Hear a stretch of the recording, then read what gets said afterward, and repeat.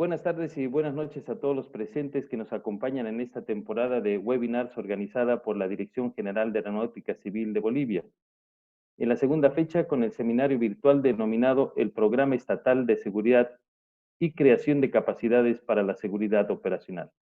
Antes de iniciar, agradeceremos a los participantes llenar el formulario que ya se encuentra en el chat de la plataforma. Asimismo, informamos que al finalizar la exposición se abre el foro para la consulta de los asistentes, las cuales podrán realizar a través del chat de la plataforma, y si el tiempo nos lo permite, los expositores responderán las mismas. Iniciamos el evento con las palabras del señor director ejecutivo de la Dirección General de Aeronáutica Civil, comandante Germán Rosas Cosío.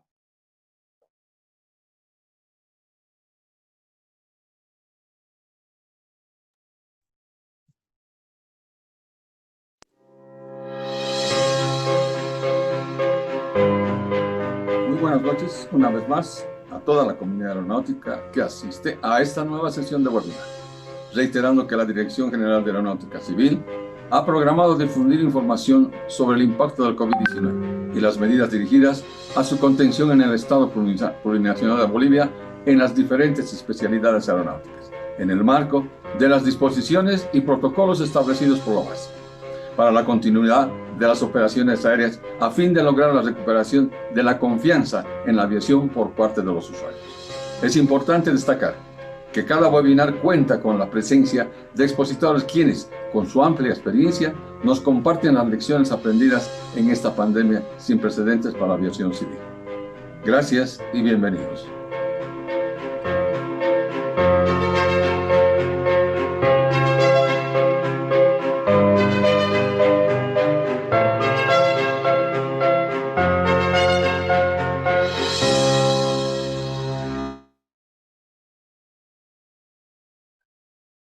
Agradecemos las palabras de nuestro director ejecutivo.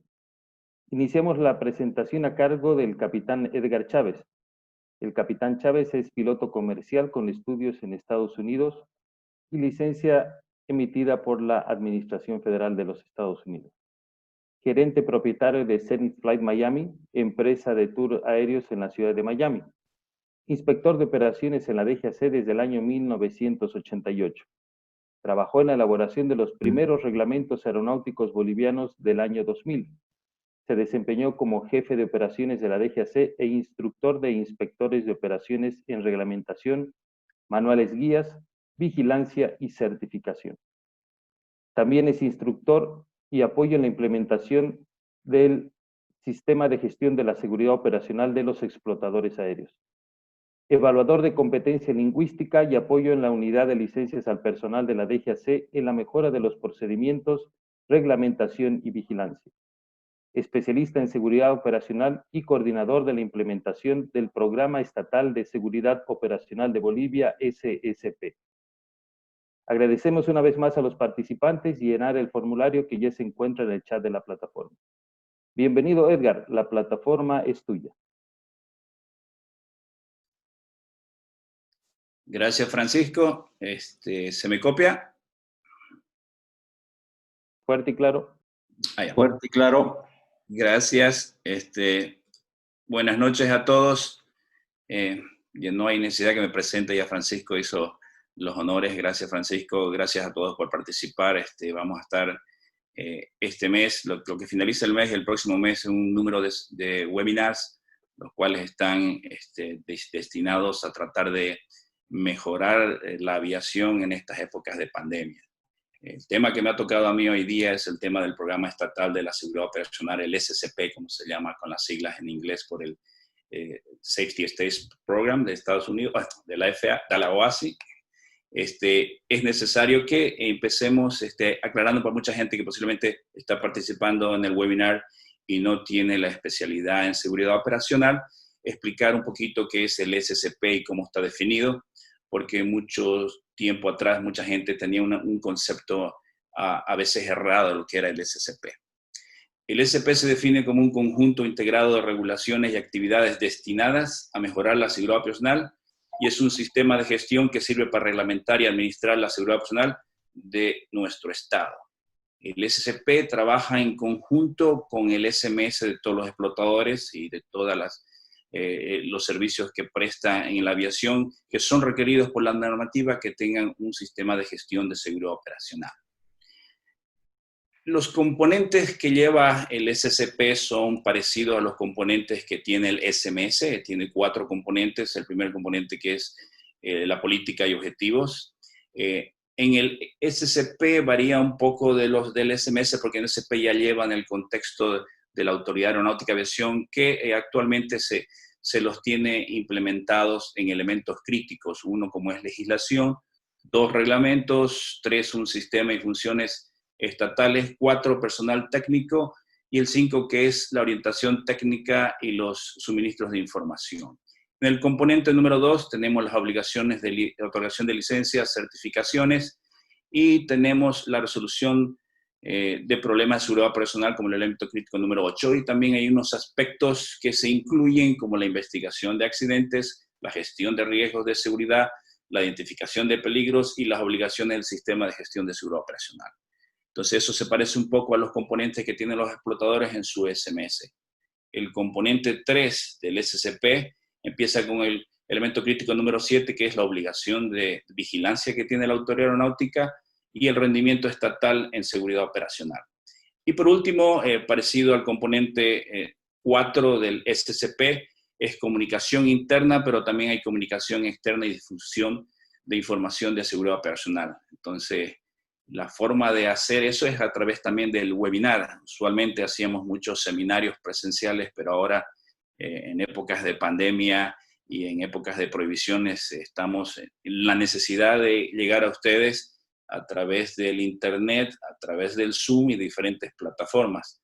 Entonces, a veces hemos visto que nos ha resultado mejor porque podemos llegar a una mayor audiencia y ustedes pueden estar cómodamente sentados en sus casas. Para ello, el Programa Estatal de Seguridad Operacional de Bolivia ha enmendado y ha creado un nuevo documento del SCP que se llama el Programa Estatal de Seguridad Operacional de Bolivia.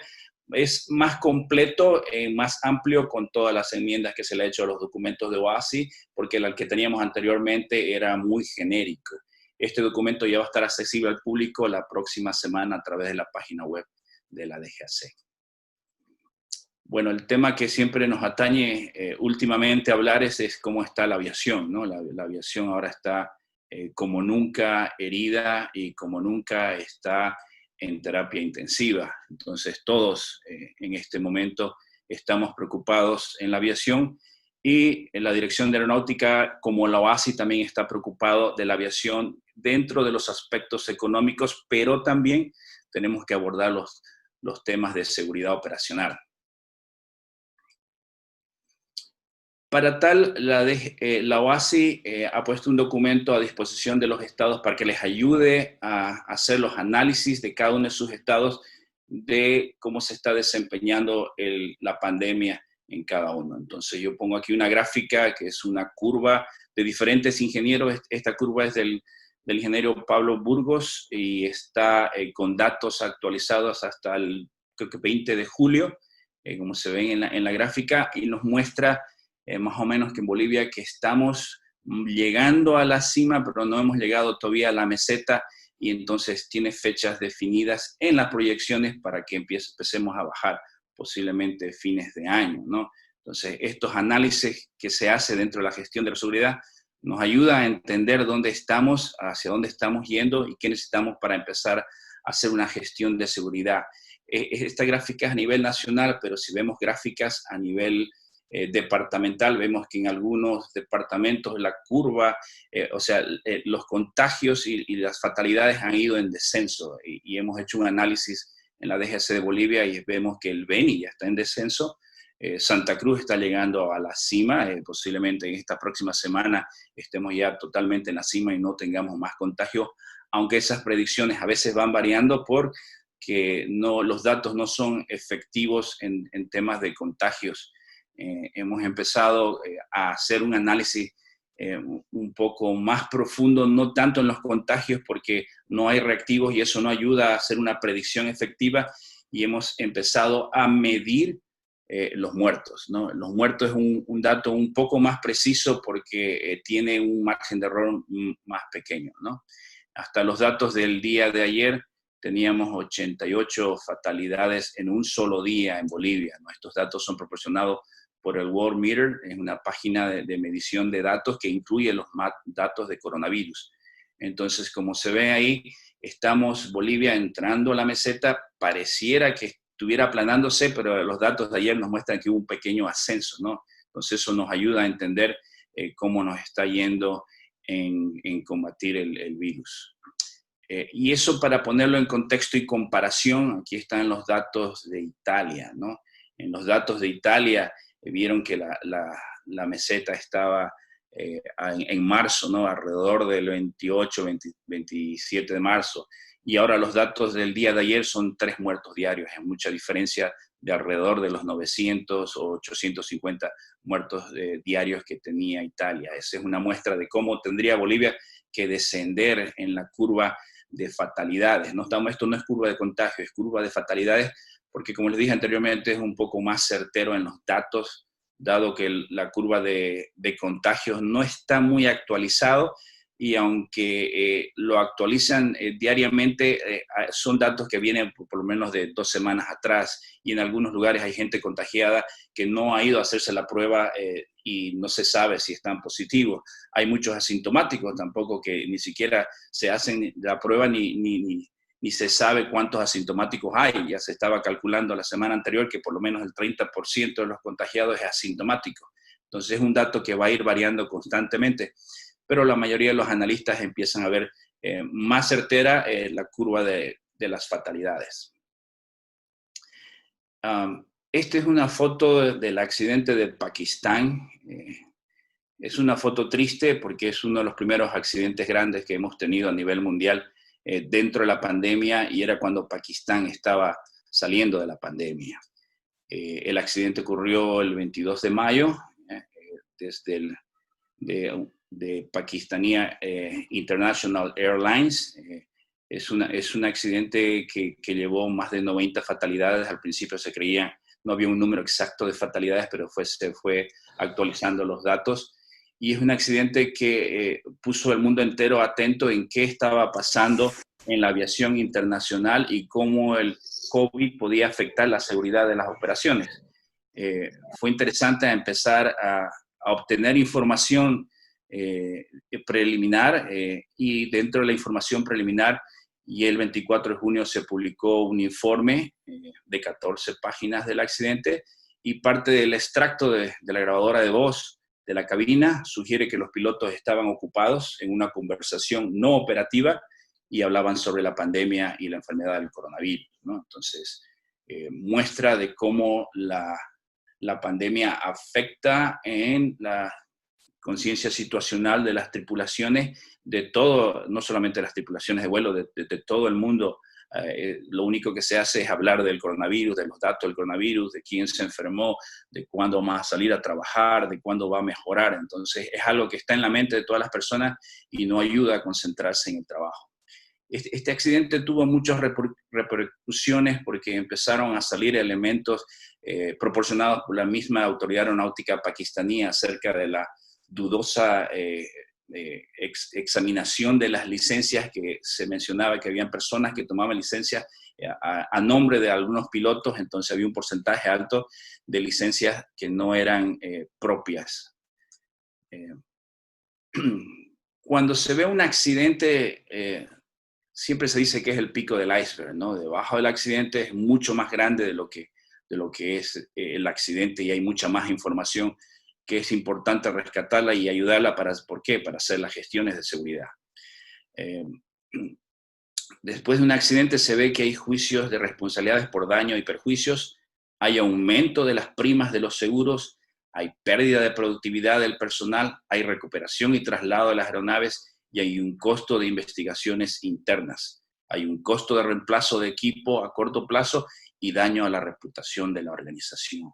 Entonces, un accidente conlleva un costo, pero hay un costo oculto que sale después de muchos años o muchos meses y puede continuar por muchos años, que es el que llamamos el costo indirecto de un accidente, ¿no? Entonces, esta es una forma de expresar de que un accidente puede costar mucho más de lo que nosotros pensamos. Entonces, ahí es donde ayuda a los que hacen gestión de seguridad, a los que trabajan con los SMS de las empresas, a tratar de hacer entender a los gerentes que la seguridad es una inversión.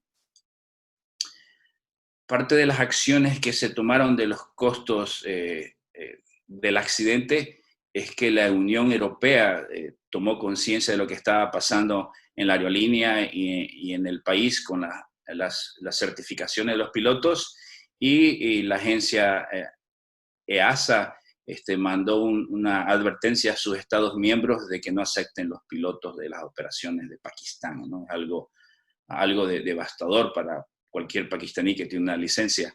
Y también a los días después impuso restricciones y puso en una lista negra a Pakistán por un periodo de 6 meses hasta que se resuelvan los asuntos de seguridad que tengan que ver con las operaciones en Pakistán. Días después, la Administración Federal de Aviación, a través de un programa IASA que ellos tienen, que es el International Aviation Safety Assessment Program, hicieron una evaluación que le llama off-site, que no tuvieron que ir al país, sino deliberadamente, sin tener que trasladarse al país, ellos mandaron a Pakistán a categoría 2, ¿no? Hay una lista de países que pueden ingresar a Estados Unidos, que tienen aerolíneas que entran a Estados Unidos que están en categoría 1, y hay aerolíneas que no cumplen con los estándares de OASI, y la FAA a través de su programa IASA los manda a categoría 2. Entonces Pakistán fue el último país a ser enviado en categoría 2. Es parte de los costos colaterales de un accidente, ¿no? Ante toda esta información que le estoy pasando, siempre es la pregunta si es seguro volar, ¿no? Todas las personas después de un accidente se preguntan, ¿es seguro volar?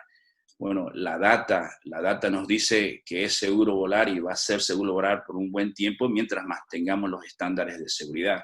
Esta es información de muchos años de la Flight Safety Foundation y tienen las líneas rojas con un promedio de accidentes de 5 años y se ve que la curva va descendiendo, ¿no?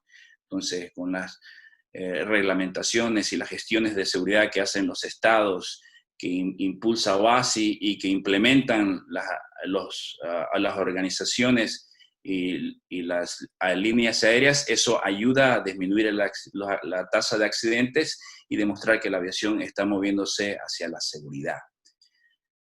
Pero aún así, después de muchos accidentes y propios de la Boeing hace unos años atrás, como los 737 MAX, se saca de la base de datos de accidentes de OASI, de Boeing, y estos son datos de Boeing, no de OASI les voy a mostrar más un rato, y Boeing dice que el 70% de los accidentes son factor humano, ¿no? Entonces hay un 30% que es factor ambiental y factor mecánico, dividido consecuentemente, pero los números son alarmantes para la Boeing, un 70%. Entonces, ¿qué hace la Boeing? La Boeing trabaja constantemente en recomendar nuevos procedimientos en sus manuales, mejorar los entrenamientos, mejorar las alarmas y la redundancia en las aeronaves y un montón de equipo tecnológico que te puede ayudar a evitar el error humano, ¿no? El error humano es inherente, pero hay formas que los fabricantes utilizan para poder tratar de minimizarlo. Es muy imposible evitarlo, pero se puede minimizar. Después, datos de la Administración Federal de Aviación de Estados Unidos. Ellos muestran que desde el principio de los tiempos del vuelo, las causas de los accidentes eran causas técnicas por la falta de confiabilidad que tenían los motores y en las aeronaves. Pero con el tiempo se vio que hubo un cambio, mejoraron las tecnologías, los motores fueron más confiables, las aeronaves tecnológicamente más avanzadas y teníamos menos problemas por causas técnicas, pero la curva roja de factores humanos fue creciendo, ¿no? Entonces esta es una preocupación constante para todos los estados, para todas las empresas, inclusive para los OASI, que tenemos que seguir minimizando el error humano o la causa humana, ¿no? Y para eso necesitamos mejorar el tema de aspectos comunicacionales, aspectos de entrenamiento y un montón de aspectos que le vamos a ir mencionando más adelante. ¿Para qué? Para tratar de evitar el error humano. Esa es una fotografía más o menos ilustrando de parte del factor humano es el cansancio, ¿no? La fatiga, ¿no? Entonces, para eso, constantemente las autoridades aeronáuticas y las empresas están tratando de hacer una gestión de fatiga en el factor humano y para tratar de evitar que la fatiga te conlleve a cometer errores en el trabajo y al cometer errores te llevan a un incidente y por ende a un accidente. OASI lo define en uno de sus documentos que el elemento humano es la parte más flexible, adaptable y valiosa del sistema aeronáutico, pero también es la más vulnerable a influencias que pueden afectar negativamente su comportamiento y a través de los años, estos son datos ya OASI, 3 de cada 4 accidentes han sido el resultado de un comportamiento humano considerados menos que óptimos y esto se ha catalogado comúnmente como el error humano. Entonces, el error humano ha sido altamente estudiado y por varios especialistas en seguridad operacional se coincide que hay muchos países donde el factor humano no está siendo tan considerado como se debía y que se debería trabajar. Si 3 de cada 4 accidentes son factor humano, deberíamos trabajar mucho más en el tema de factor humano. La Flight Safety Foundation, después de la pandemia y ver que necesitaban ayudarse a los estados, sacó varios documentos que ayudan a entender el factor humano durante la pandemia, ¿no? Y este es un extracto de esos documentos, pero si ustedes entran a la página web de la Flight Safety Foundation, ahí tienen un montón de documentos que tienen que ver con la pandemia y cómo ayudar a las operaciones a llevar unas operaciones seguras, a través de la pandemia y post-pandemia también, ¿no? Dentro de los factores humanos de la pandemia, en ese documento hay mucho miedo, ¿no? Miedo del personal de tierra, miedo del personal de empresa, miedo de las tripulaciones. Después hay mucha incertidumbre sobre la situación y el futuro, ¿no? Hay muchos que no saben si la empresa va a subsistir o por cuánto tiempo vamos a estar parados o si voy a tener mi trabajo por todo este tiempo o qué voy a hacer de ahí en adelante. Entonces son incertidumbres que están inertes en las personas en este momento de la pandemia y posiblemente cuando salgamos de la curva posiblemente va a mantener por un buen tiempo, ¿no? Hay un aumento de estrés, hay estrés gerencial, hay estrés administrativo y por ende se transmite ese estrés en las tripulaciones y el personal. Hay un estrés de que las cosas salgan de una vez, hay un apuro y ese estrés causa mucha ansiedad en las personas y eso es tratado muy bien en los documentos de factor humano del OASI y también en los documentos de diferentes instituciones como la Flight Safety Foundation. Hay el aumento de las presiones vienen de las cobranzas, de los dueños de las aeronaves que necesitan recibir los pagos, de los dueños de los hangares que necesitan recibir los alquileres, de los dueños de los apartamentos y las casas que necesitan recibir su alquiler también, o del banco que necesita los pagos. Entonces hay la presión en este momento, no solamente en la aviación, sino en todas las instituciones, en todo el mundo, alto, hay una presión alta. Y eso conlleva también a que haya distracciones, ¿no? Como el accidente de Pakistán, se veía que en una fase crítica del vuelo estaban hablando de otras cosas que tengan que ver con el vuelo. Eso también te lleva a que haya una complacencia.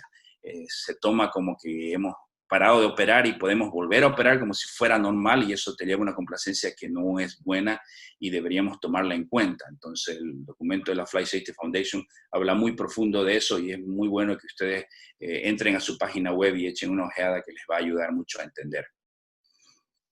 El documento nos habla para activar el personal o el programa de apoyo del personal.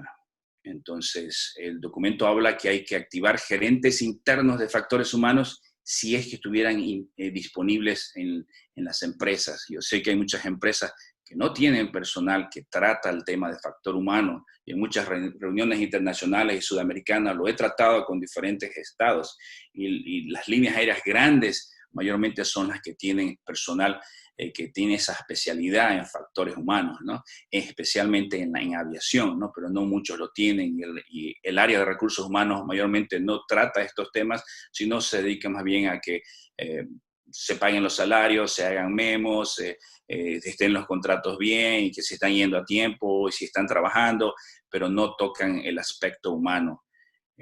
Y este documento habla ampliamente de eso.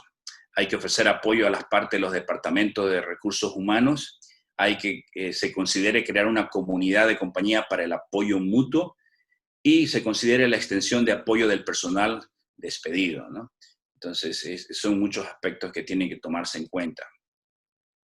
Un ejemplo de eso que yo encontré en una documentación que me mandaron por correo es cómo American Airlines estaba manejando estas situaciones a través del talento humano, ¿no? American Airlines mandó una carta muy suave, muy simpática a sus tripulantes de cabina, porque ellos tenían programados que necesitaban dar de baja como 10.000 tripulantes de cabina, y ellos mandaron una nota que decía: la aerolínea estará encantada si los tripulantes de cabina eligen quedarse, sin embargo también los alienta a contemplar irse, ¿no? Entonces ellos están trabajando en acuerdos mutuos con los empleados para ver cómo resolver la crisis, ¿no? Están manejando muy bien esta situación, aunque hay otras empresas que no lo están manejando de esa manera. Entonces me pareció simpático cómo ellos lo están llevando y poner un ejemplo de cómo las empresas a través de factores humanos están manejando la situación. ¿Y por qué? Porque la mayoría de las líneas aéreas se ven en esta situación, ¿no? Tienen poca ocupación en sus asientos, y esa poca ocupación en sus asientos da a entender en las finanzas que no estamos teniendo los ingresos deseados y seguimos teniendo gastos. Un avión que vuela y no llena su cupo de ocupación mínimo para el tamaño de asientos que tiene, entonces no va a ser rentable. Entonces va a seguir en pérdida la empresa, inclusive generando vuelos. Entonces no significa solamente generar vuelos, sino generar vuelos y que se tenga ocupación. Para eso se necesita trabajar conjuntamente con las autoridades aeronáuticas, conjuntamente con los municipios, con los departamentos y con el gobierno central, para tratar de agarrar la confianza del pasajero. ¿Para qué? Para que se puedan llenar esos asientos, ¿no? Es importante el trabajo en equipo en eso, ¿no? Y ahí es donde más que nunca se ve el balance en la seguridad operacional, y se ha visto mucho el balance en las decisiones de las alcaldías, prefecturas y el gobierno central entre me inclino para la producción o me inclino para la protección. ¿Qué camino doy, no? O qué hago en estos momentos, ¿no? Lo ideal es que haya un balance entre la producción y la protección, pero a veces la balanza de algunos empresarios, algunos administradores, se va mucho más para la producción que la protección, y eso no es bueno. Debería crearse siempre un equilibrio, tanto en la producción como en la protección. ¿Por qué? Porque las empresas ya están entrando en lo que se llama la gente que escala montañas, especialmente en el Everest. Esta es una foto del Everest. Pasado los 8.000 metros o los 26.000 pies, le llaman the dead zone, la zona muerta. Están entrando en una zona donde tienen que administrar mejormente sus recursos, porque no van a poder llegar a la cima ni van a poder sobrevivir si no se administra correctamente, ¿no?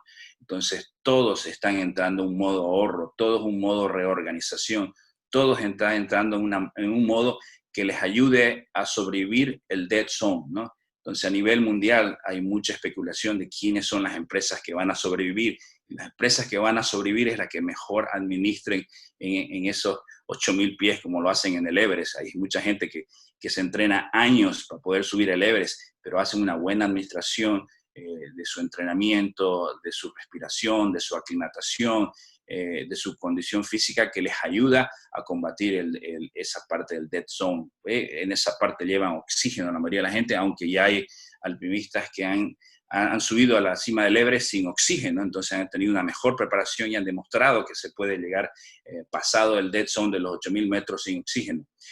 Las empresas ahora están entrando en ese dead zone, necesitan administrarse mucho mejor, y ese trabajo tiene que ser en equipo entre instituciones, organizaciones gubernamentales, internacionales y con los empleados. Siempre hay un balance en lo que es protección y hay producción, ¿no? Entonces, siempre en las anteriores charlas que he tenido, hemos estado hablando de que muchas de las empresas se inclinan mucho hacia la producción y olvidan un poco la protección, ¿no? Pero es importante que si estamos entrándonos en mucha producción y olvidándonos de la protección, debemos entrar en un equilibrio. Y el equilibrio es ser no tan caliente que me queme, ni muy frío que me enfríe. Entonces, siempre las gestiones de riesgo de las operaciones tienen que ayudarle a la gerencia a tomar decisiones correctas que que les permitan evaluarme la situación, que se mantenga un equilibrio entre la protección y la producción. En este momento es muy difícil para la mayoría de las empresas tener ese equilibrio entre la producción y la protección. ¿Bien? Para eso constantemente lo que tenemos que hacer es mirar dónde están esos peligros latentes, ¿no? Y en la pandemia muchas empresas y muchas instituciones aéreas se han enfocado mayormente más en el contagio, ¿no? El contagio es parte de una gestión de riesgo, pero no es la gestión de riesgo para evitar los accidentes que se debería buscar en los SMS y en el SCP del Estado.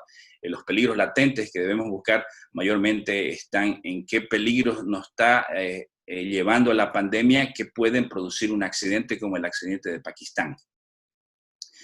Entonces, la gestión de riesgo se debería enfocar en esas condiciones latentes, ¿no? Mayormente este iceberg siempre nos representa que 1 a 5 accidentes es solamente el pico de iceberg, porque debajo hay de 30 a 100 incidentes serios, más abajo hay como 100 a 1000 incidentes, pero mucho más abajo en la base del iceberg hay como 1000 a 4000 condiciones latentes. Entonces, estas condiciones latentes a veces en época de pandemias se van expandiendo mucho más en número y tenemos que estar mucho más alerta y conocer esa información para que no se acumule en su cantidad que te pueda llevar a ser un incidente, ¿no?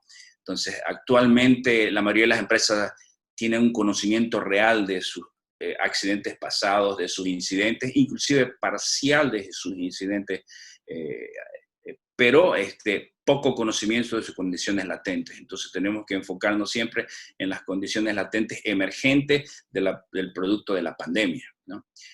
La Flight Safety Foundation a través de sus documentos también les ayuda a obtener esa información, ¿no? Los datos que podrían al menos contener para la determinación de las probabilidades de riesgos emergentes son considerar que todas las operaciones como no normales y por lo tanto como una amenaza para la seguridad. Es como quitemos la complacencia, no estamos operando en condiciones normales y no me refiero a la pandemia en sí, sino lo que está generando la pandemia en la empresa, lo que está generando la pandemia en los servicios aeroportuarios, lo que está generando la pandemia en el mantenimiento, lo que está generando la pandemia en los servicios de tránsito aéreo. Entonces, se deben considerarse, según la Flight Safety Foundation, las operaciones como no normales. Asegurar que las presiones de la reducción de costos no reduzcan indebidamente los niveles de seguridad aceptables. Que se reduzcan los costos, pero que no afecte la seguridad operacional a un nivel aceptable, ¿no? Escuchaba en muchas empresas que no va a haber entrenamiento, que se va a reducir tales cosas que son esenciales para la seguridad operacional.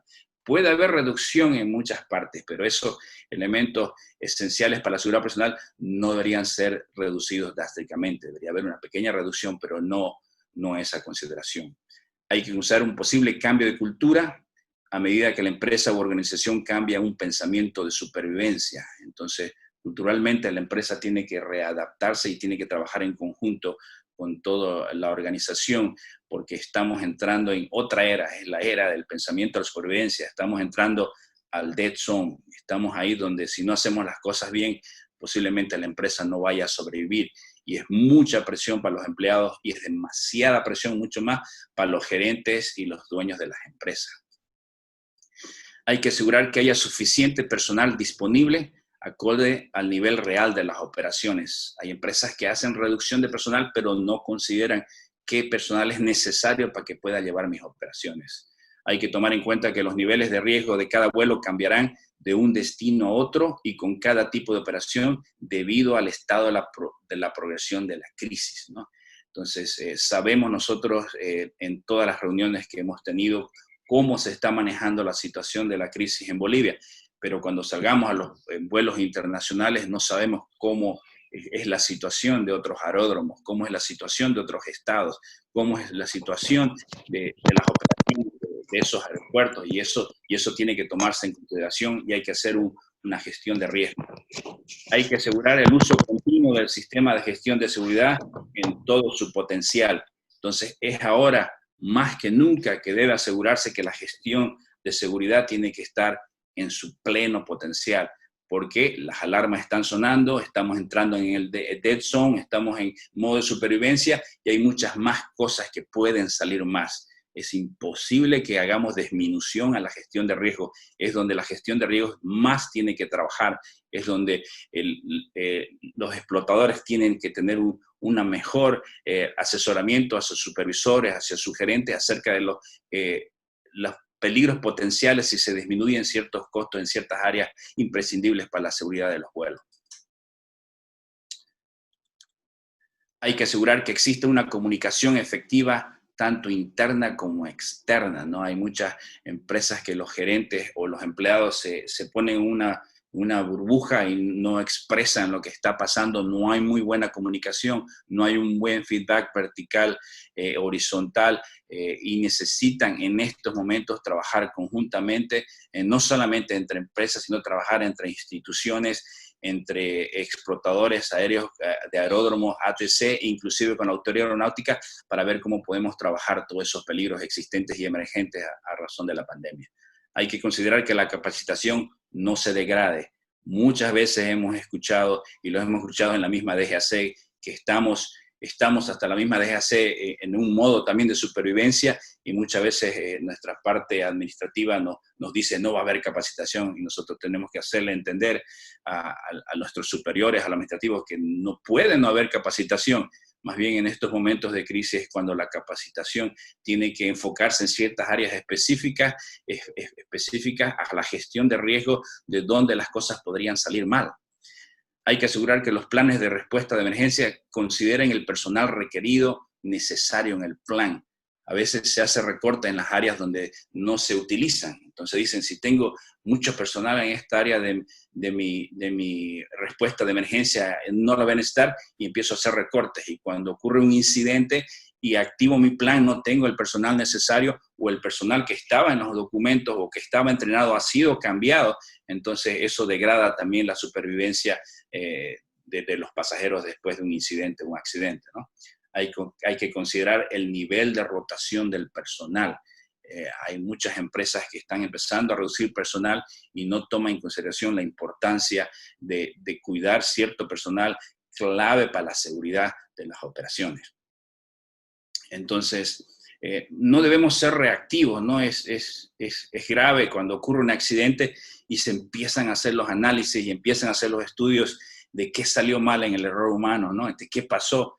Empiezan a hacer el psicoanálisis, por qué tomó esa decisión el piloto, por qué la empresa tomó la decisión esa, ¿no? Entonces, esa ya es una actuación muy reactiva y no es necesario que estemos ahorita en nuestra gestión de riesgo olvidándonos de eso. Tenemos que actuar proactivamente, ¿no? Proactivamente es qué puede salir mal y qué puedo hacer para evitar de que no me salga mal. Eso es lo que hacen todos los que suben al Everest, hacen una gestión de riesgo y empiezan a hacer análisis de todas las cosas que pueden salir mal. ¿Para qué? Para que con éxito puedan subir y regresar en el dead zone, ¿no? Según lo ASI, en el último documento, ha empezado a mudarse los rendimientos en materia de seguridad operacional, ¿no? Se decía que en los años 50 la mayoría de los accidentes eran por temas técnicos, era porque las aeronaves no eran todavía confiables y había poca tecnología. Después, pasando los 70, se puso que los accidentes eran mayormente factores humanos y se culpaba al piloto, ¿no? El piloto tiene que tener CRM, el piloto tiene que tener mayor entrenamiento, el piloto tiene que estar en cabina estéril, y no se hablaba del resto de la empresa, ¿no? Entonces ya a partir de los años 90 se entró a una época institucional, donde se vio que los accidentes eran organizacionales. No era solamente por una persona, sino algo en la organización había fallado que permitió que esa persona o ese tripulante cometa el error. Y ahora, a partir del 2010, la OASI lo llama que eso es la época sistemática. Quiere decir que tenemos que enfocarnos en el sistema total. Entonces, si llegara a pasar algo, es algo porque en el sistema total de aviación no está funcionando, que no siempre tiene que ver con la organización per se de esa empresa, sino tiene que ver con el sistema regulatorio, con el sistema de supervisión, con el sistema de reglamentación internacional, con los prestadores de servicio, con un montón de organizaciones que hacen parte del sistema aeronáutico. Entonces, por eso el sistema aeronáutico tiene que trabajar en conjunto, y ese es el futuro. El futuro es que se trabajen sistemáticamente. Si se quiere lograr que disminuya el índice de accidentes es necesario comprender mejor el tema de los factores humanos y aplicar dicho conocimiento más ampliamente y de modo activo. Así lo dice la OASI en uno de sus documentos. No podríamos reducir 3 de 4 accidentes si no conocemos bien el factor humano y cómo podemos reducir esos riesgos proactivamente. ¿Y para qué? Para evitar que esa cadena de errores o esa cadena de eventos te lleven a que se produzca un accidente y pongamos una barrera, pongamos un filtro que evite eso, ¿no? Y puede ser uno de esos filtros el factor humano, ¿no? Pero no es solamente el factor humano ahorita el que está afectando en la pandemia, es el factor mantenimiento. También las aeronaves están paradas por mucho tiempo y las aeronaves que están paradas por mucho tiempo les afecta su condición. Y recientemente la Administración Federal de Aviación de Estados Unidos ha sacado un AD acerca del mantenimiento de ciertas aeronaves porque han tenido fallas de motores porque la aeronave ha estado mucho tiempo parada.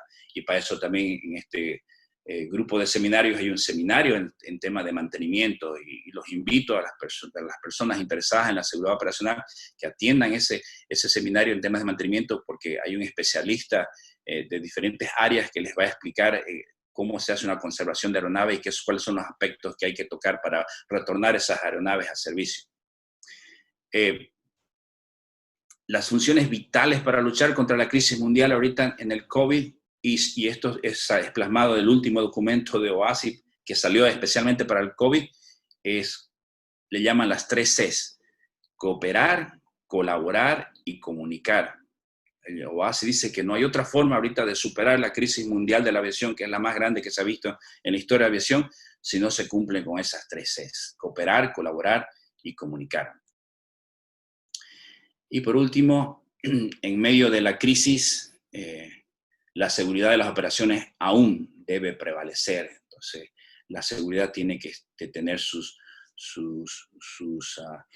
ojos más abiertos en las áreas de mayor peligro. Entonces, tenemos que saber identificar en esta crisis y les aconsejo que revisen esos documentos de la Flight Safety Foundation que se les ha pasado a la mayoría de las líneas aéreas, pero no a todos los explotadores, donde hay puntos específicos que se debe cuidar antes de reanudar una operación.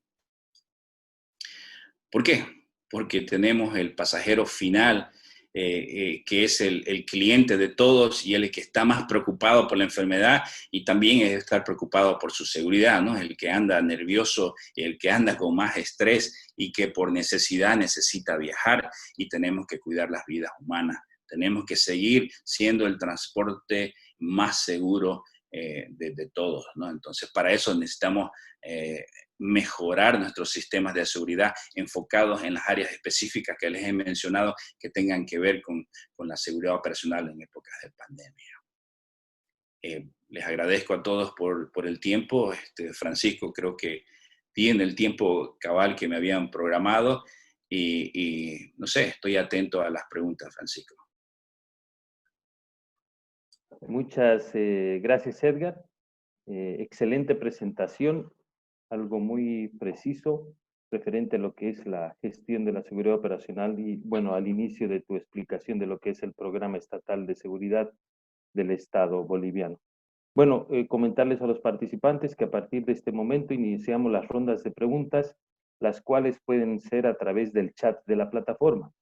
Pero, Edgar, tengo una pregunta ya registrada. Es de la señorita Paola Alemán que dice: buenas noches.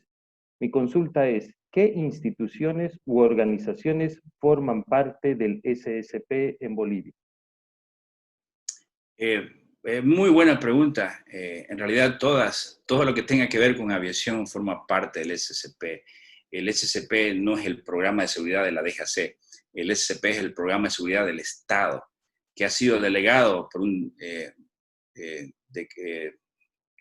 una resolución ministerial a la Autoridad Aeronáutica del 2017 para que ellos implementen, pero en realidad es del Estado. Entonces, todo lo que tenga que ver con aviación, no solamente aviación, en algunos países, no hemos iniciado todavía eso nosotros, pero en algunos países incluye otras instituciones que no tienen que ver aviación, pero poco a poco vamos a poner inmersas otras instituciones que no tengan que ver aviación para que coadyuven a la seguridad operacional. Pero por el momento, como lo tenemos en el documento SCP y como está en nuestra reglamentación, son las instituciones que hacen operaciones aéreas requeridas por la reglamentación, como centros de entrenamiento, centros de mantenimiento, líneas aéreas, aeródromos certificados, servicio de tránsito aéreo, y si no me equivoco hay unas 2 más ahí. Entonces son todas ellas que son parte del SCP. El SCP es el programa que abraza a todos los SMS y deberíamos trabajar de conjunto con los SMS. Tenemos que tener una colaboración, y cuando salga el documento la próxima semana vamos a tener reuniones como estas, virtuales por el momento, no van a ser presenciales, para que podamos hablar dónde están sus peligros y tratar de ayudarles en la mitigación de esos peligros. Y cuando sepamos cómo mitigar esos peligros, tenemos que monitorear esos peligros para ver si son efectivos en su implementación. Y eso requiere un tiempo largo, ¿no? Entonces, porque todo esto es nuevo, todo lo que se está haciendo en la pandemia es nuevo, todos estamos aprendiendo. Cada vez la Organización Mundial de la Salud saca algo nuevo. Cada vez las alcaldías y las prefecturas y el ministro de salud saca algo nuevo. Entonces todos tenemos que aprender y tenemos que adaptarnos constantemente a esta novedad. Pero sí, mientras más personas estén involucradas en la seguridad personal, mucho mejor. Pero por el momento el SCP abarca solo las instituciones de aviación. Excelente explicación, muchas gracias. Tengo otra pregunta de la señora Natalia Calench, que dice: ¿en qué fase de implementación del SCP estamos en Bolivia? No hay fases. Anteriormente, antes del 2018, con un anterior documento 9859, se hablaba de fases de implementación, y habían como 4 fases. Y después de muchas reuniones a nivel internacional, el OASI, con sus paneles de expertos en seguridad, dijeron: no pongamos fases, no se van a llamar fases, se van a llamar nivel de madurez de su SCP, como también se va a llamar mi nivel de madurez de sus SMS. El nivel que se encuentra el SCP ahorita es muy reactivo, y lo que se quiere es que se llegue a un nivel que sea más predictivo. Necesitamos no solamente implementar el SCP, o sea, el programa, no estamos hablando de un documento, es un conjunto de reglamentaciones, un conjunto de vigilancia, es un conjunto de certificación, es un conjunto de investigación de accidentes y comunicación en 2 bandos, ¿no? Entonces lo que se quiere es que se haga de forma efectiva. Yo creo que ahorita está en una fase de madurez como implementado, pero no efectivo. Efectivo quiere decir cuando hayamos llegado para lo cual fue diseñado, el objetivo. Pero no va a ser la meta final el efectivo. Se tiene que llegar a un sistema efectivo y mejorando durante años. Esa sería una meta a la que se tiene que llegar. Y posiblemente vamos a llegar de aquí unos cuantos años. No es algo que se llega en un año. Entonces, primero estamos en la implementación del SCP. No se puede llamar fase, sino estamos en el nivel de implementación. De ahí tiene que llegarse a un nivel de efectividad, que todo lo que se tiene plasmado en todas las organizaciones en temas de gestión de seguridad se haga efectivamente, ¿no? Llegamos a la efectivamente, hagámoslo ahora mejorado, ¿no? He visto muchos SMS que lo han escrito hace muchos años, pero no han llegado de una forma efectiva, está ahí como en la heladera. Entonces necesitamos efectivizarlo. Yo creo que el SCP a nivel nacional, con todos los SMS, está implementado, pero no es completamente efectivo, no hemos llegado a la efectividad deseada. Gracias, Edgar. Pregunta Anástasis Izquierdo: ¿qué estrategias específicas sugiere implementar para reducir el riesgo del error humano debido a la pandemia del COVID? ¿Te repito la pregunta? No, está claro. Es muy buena pregunta y es exactamente lo que hemos tratado de tocar. También es una pregunta difícil porque no sé qué estrategia puede utilizar cada una de sus organizaciones, ¿no?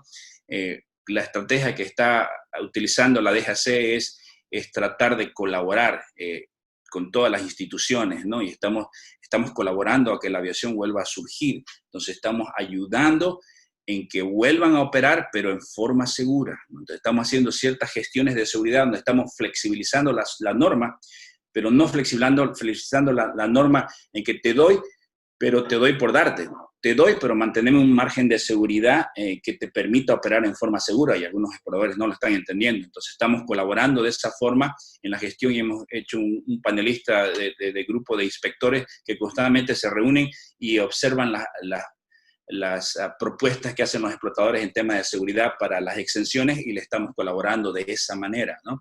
No estamos internamente yendo a la empresa a ver qué están haciendo con su gestión de seguridad, porque sabemos que todos están en modo supervivencia y todos están adaptándose ahorita, entrando en el dead zone. Nos gustaría, y he recibido siempre el aliento de la gente de seguridad de todas las empresas que les ayudemos con las altas gerencias, ¿no? Y ahorita las altas gerencias están en un estrés tremendo. No habría una fórmula secreta ni habría una forma de hacer las cosas, pero sí podríamos utilizar comunicación y alguien me diga, ¿sabes qué, Edgar? En mi empresa esto me está funcionando y estamos volviendo a operar, pero en forma segura y no hemos degradado la seguridad, y compartamos esa experiencia con los demás explotadores para que podamos hacerlo de la misma forma. Yo diría que no hay ahorita una fórmula secreta porque no hay un explotador ni una autoridad aeronáutica a nivel mundial que haya liberado su aviación completamente y diga, sí, estamos volando y estamos volando en forma segura y lo hemos hecho de esta manera.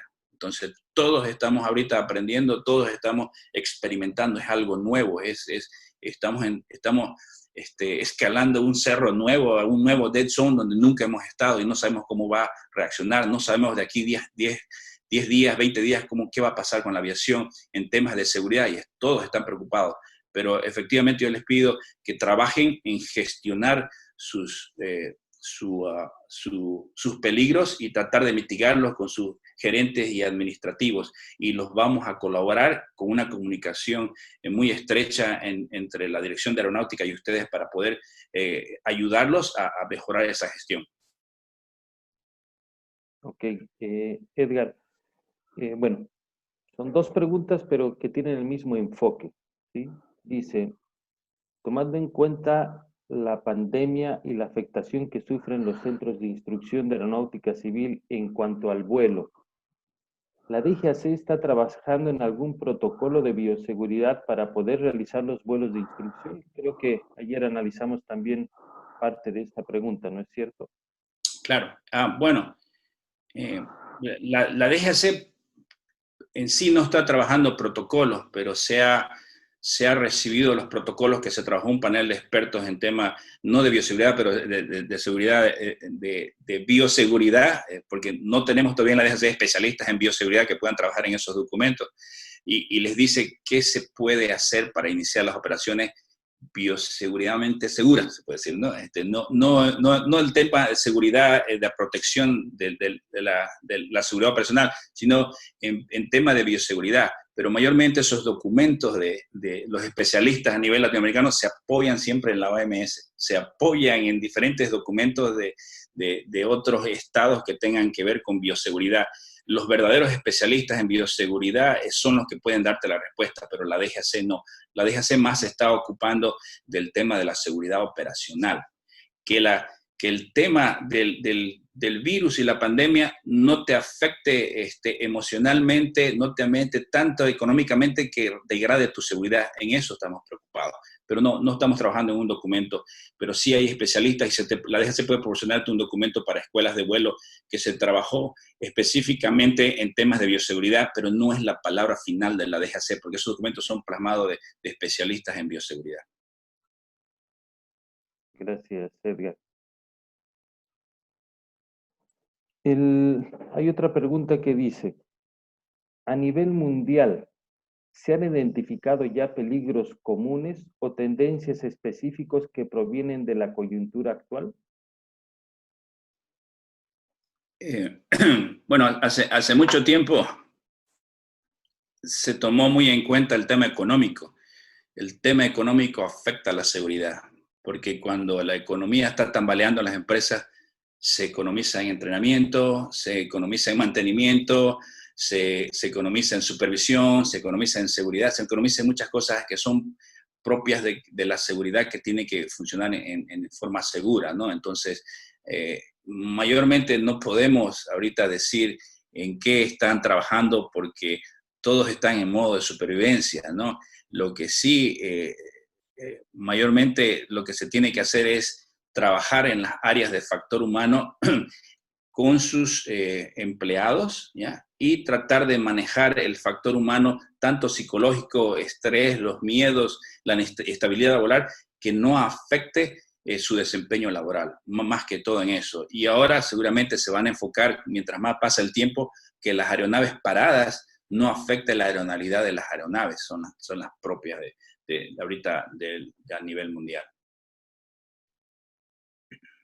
Ok, gracias, Edgar.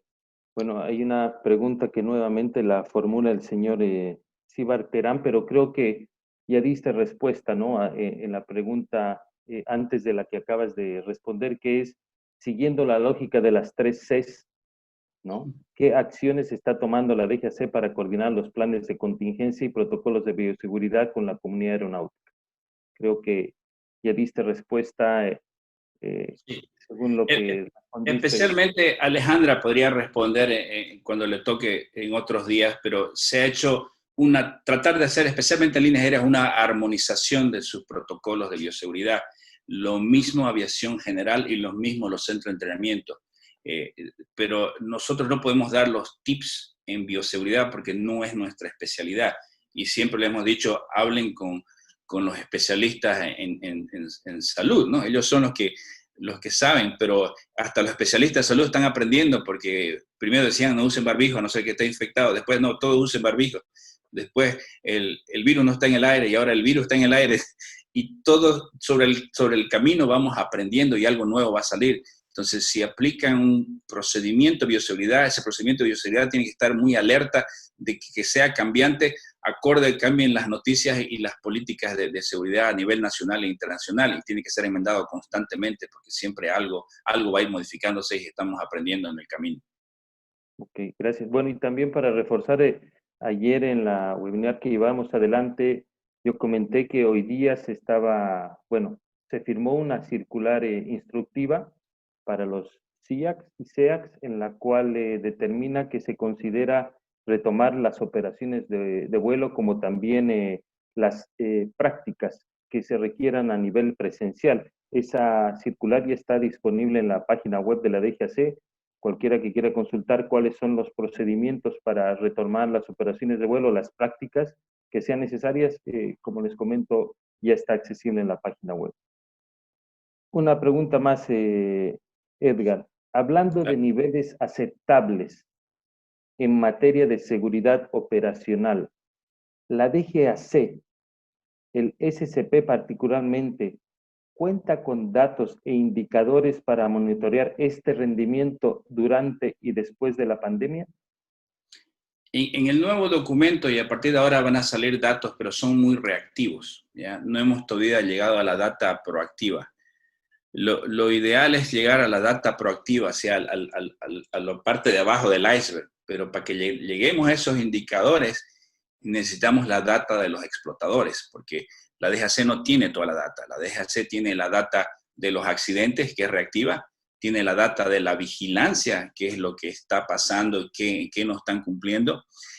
Tiene otra data de auditorías que nos hace el OASI, que está afectando dentro de la DGAC también para hacer las certificaciones, para hacer las investigaciones, para hacer la reglamentación.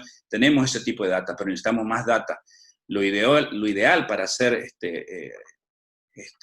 medidores de rendimiento, lo ideal es llegar a la data predictiva, y esa data predictiva se va a llegar cuando empecemos a hacer las reuniones a través de este nuevo documento de seguridad con las diferentes áreas y nos empecemos a comunicar y hay un grado de confianza tanto que los operadores nos den acceso a esa información y esa información la pongamos en una base de datos y digamos, oye, ¿sabes qué? Entre todos los operadores de línea aérea estos datos están saltando, ¿ya?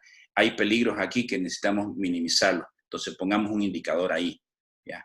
Los indicadores que puede tener la DGAC ahorita son solamente accidentes y vigilancia, que es mayormente cumplimiento, y no son todos los indicadores que se necesitan.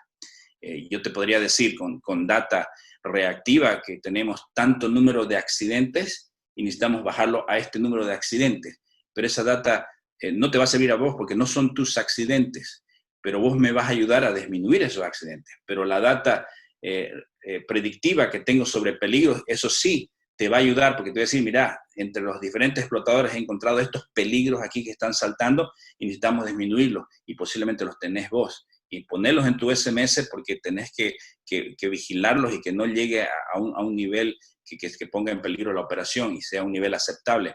Y esos datos de rendimiento tienen que ser no como usualmente se estaban utilizando en los SMS, como dicen en los documentos, o así como comúnmente lo hacen en la línea aérea. Tiene que haber data en todo. ¿Entiendes? La data tiene que ser un medidor de todo, tiene que ser como los instrumentos en un avión. Mientras más datos tengas en altura, velocidad, temperatura, se encendió este foco, mientras más datos, mucho mejor. ¿Entiendes? Entonces vamos a llegar a un momento que no va a ser muy lejano en el compartimiento de la data, donde podamos poner indicadores, pero con esa data predictiva que ustedes nos tienen que proporcionar. Por el momento solo tenemos data reactiva. Excelente. El señor Jorge Lafuente pregunta, ¿cuáles son los requisitos que deben cumplir los estados para la gestión de la seguridad operacional? Bueno, son casi los mismos requisitos para una gestión de seguridad operacional de un explotador. No hay diferencia. Primero, lo más sencillo que se tiene que hacer es, primero tenés que identificar dónde están tus peligros, ¿ya? Y qué tipo de mitigación voy a hacer. Esos son los requisitos principales, ¿ya? Saber identificar los peligros y cómo voy a mitigarlos. Y todo eso es a través de un sistema de gestión, llámese SMS o llámese SCP. Y el SCP engloba a todos los explotadores. Entonces, los requisitos que se pide es, primero, tener que tener una política. Para el SCP las políticas son, tenemos una ley aeronáutica, tenemos unos reglamentos, tenemos un director, tenemos una institución aeronáutica. Esas son nuestras políticas, porque ya la DGAC, a diferencia de los explotadores, la DGAC ya viene trabajando en seguridad operacional. No le llama SCP, pero ya viene trabajando en seguridad operacional, donde ya tiene muchos aspectos de los requisitos del anexo 19 sobre el programa estatal de seguridad. Posiblemente en la parte de abajo, en la parte de promoción, no se los tenía antes, la parte de comunicación interna y comunicación externa y promoción de la seguridad. Mayormente había una comunicación, pero no había una promoción de la seguridad. Eso sí es nuevo y ese requisito sí lo estamos trabajando constantemente. Hace un par de años atrás había una pequeña página del Facebook de la DGAC, que a partir de estos últimos años, y según los datos que he visto el día de ayer, somos 65,000 seguidores en la página de Facebook de la DGAC. Entonces ya tenemos una pequeña herramienta, no es toda, que nos lleva a comunicarnos con los explotadores o con la comunidad aeronáutica para promocionar la seguridad. Este tipo de webinares, diferentes foros aeronáuticos, diferentes charlas que hemos tenido también nos llevan a hacer la promoción de la seguridad. Lo que es diferente a lo que se hacía en la DGAC ahora y lo que quiere los requisitos del SCP es que se maneje mucho la promoción. Y la promoción quiere decir no solamente comunicar, sino vender seguridad, sino convencerte de cómo la seguridad va a mejorar tu operación. Entonces, la seguridad tienen que también ustedes vendérsela a sus gerentes, que no es un gasto, es una inversión, porque un accidente sí es un gasto. Un accidente te puede llevar a la quiebra a una empresa. Entonces, lo que estás haciendo vos es manteniendo su patrimonio aseguradamente a través de una gestión de seguridad y que no se degrade. Pero muchos de los requisitos que pide el SP ya se tenía en la DGAC. Hay otros que estamos acomodando. Ok, gracias, Eder. Una última pregunta. Dice, ¿cómo caería el peso de la ley en los errores que son humanos en la aeronáutica? Buena pregunta, ¿no? Estamos trabajando con varios abogados en la DGAC a tratar de proteger, y desde mucho tiempo atrás muchas autoridades aeronáuticas están tratando también de hacer lo mismo, de que el error en sí te puede llevar a cometer una violación, ¿ya? Y esa violación te puede llevar a cometer un accidente. Pero si el error ha sido no intencional, ¿ya? Si el error fue no intencional, se lo tiene que comprender que es un error y no se lo puede castigar, más bien se lo tiene que tratar de entender cómo se llegó a cometer ese error. O había fatiga, o había una falta de conocimiento, o estaba distraído, tenía presión. Hay muchos factores humanos alrededor de un error que no tienen que ver con el incumplimiento. Puede ser una persona con un buen programa de entrenamiento, puede ser una persona con una buena capacitación, con una buena experiencia, pero no estamos exentos del error. Somos humanos y ¿quién no se ha olvidado de sus llaves? ¿Quién no se ha olvidado de hacer algo. Y para eso hay una redundancia en el sistema de aviación, hay una redundancia en información. La norma te dice que tenés que tener un manual. Entonces, la DGAC es muy incisiva en los manuales. Los operadores dicen, ¿para qué tanto manual? Bueno, el manual es una forma de comunicarte cómo vas a hacer una tarea para minimizar que cometas un error. ¿Ya? Es una forma de decirte, esta tarea debes hacer de esta forma, de esta forma, de esta forma, a través de estos pasos. ¿Y qué hace ese manual? Te está minimizando el error. Anteriormente, cuando no había manual, se hacían las cosas porque yo creo que se deben hacer así. No había un procedimiento estandarizado. La lista de verificación en las aeronaves te ayudan a minimizar el olvido en una tarea. Entonces, no son listas de chequeo, como se llamaba anteriormente. OASI las llama, en inglés se llama checklist, ¿no? Pero OASI llama verificación. Es verificar que la tarea se cumplió, ¿ya? Y que se cumplió efectivamente. Entonces, hay mucha redundancia en normativa, procedimiento, supervisión, control de calidad, e inclusive el SMS, que te ayudan a tratar de minimizar ese error, pero no vas a poder minimizarlo en su totalidad. Pero si se comete un error no intencional, no debería ser sancionado, no debería ser juzgado, pero no depende de la DGAC. La DGAC ahora ha entrado en un modo de tratar de no castigar los errores, ¿no? Y lo estamos haciendo, lo hemos hecho ya años atrás. El error ya no es castigado, pero anteriormente las autoridades aeronáuticas anteriores, y aún sí hay cierta justicia a nivel internacional, disciplina nacional, que tratan de castigar el error, pero es imposible castigar el error, tenés que entender el error para poder minimizarlo. El hecho que lo castigues no significa que otra persona no va a cometer un error. Necesitas estudiar ese error para que la gente entienda por qué cometió el error. Y si tratamos de entender por qué se cometió ese error, tal vez a través de una comunicación como estos webinares podamos entender los errores que cometió cuando salga el informe final de Pakistán, los errores que cometió la empresa o los errores que cometió el sistema aeronáutico en Pakistán o el sistema mundial que no se tomó en cuenta y que llevó a ese accidente. Y si entendemos eso, podemos evitar futuros accidentes, que es lo que se quiere, aprender el por qué pasó. Y a veces los castigos te dicen quién lo hizo y quién debe pagar, pero el que pague por ese castigo no te va a evitar futuros errores. Y eso es lo que hay que tener en cuenta. Y es un trabajo arduo que se tiene que tener con las autoridades judiciales, ¿no? Y es un trabajo también del SCP que está plasmado en un documento que se llama Política de Cumplimiento y está muy bien desarrollado en otros países, como hemos analizado en varias reuniones en Lima acerca de la forma de castigo que tiene Noruega. Noruega te da unos castigos mínimos en sus leyes nacionales. ¿Por qué? Porque se enfocan más en evitar de que cometas el crimen en forma repetitiva, que no haya reincidencia. Entonces, se enfocan más en mejorarte en la sociedad que solamente en castigarte. Y a veces nuestras autoridades judiciales solamente te castigan, pero no te mejoran. Y el castigo por sí nomás no te va a mejorar. Posiblemente te irá a asustar al principio y te va a decir, bueno, no lo vuelvo a hacer porque me va a costar tanta plata o me va a meter preso más tiempo, pero y a los demás no les ayuda. Y se han hecho muchos estudios en Harvard que la gente tiene tendencia a cumplir porque tiene convicción que es lo mejor para hacerlo, no porque tiene miedo que alguien lo castigue. Y eso está muy claro y lo han visto muchos psicoanalistas en Estados Unidos. En Estados Unidos tenemos inyección letal, silla eléctrica, cadena perpetua, pero los crímenes siguen avanzando. Los crímenes en los colegios, los crímenes en las universidades siguen en crecimiento. Entonces su sistema de castigo no está funcionando, aunque seamos muy punitivos.